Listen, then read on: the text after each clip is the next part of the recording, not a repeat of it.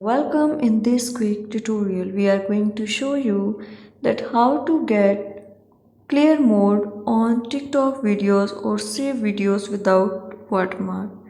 It's super easy and we will make sure you get it right.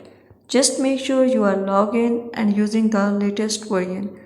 Make sure to watch the complete video and follow each step carefully to avoid forgetting anything and making mistakes.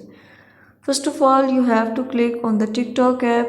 You want to save this video without watermark or in a clear mode. Click on it and right here you can see here option of clear mode. If your account is being private or public, you can change this icon or save this video without watermark or with a clear display or clear mode. My video is on recording, that's why it is not visible. You can see it in a proper way and click on it. In this case you will get your video without these icons which are appearing at their sides. Thank you so much.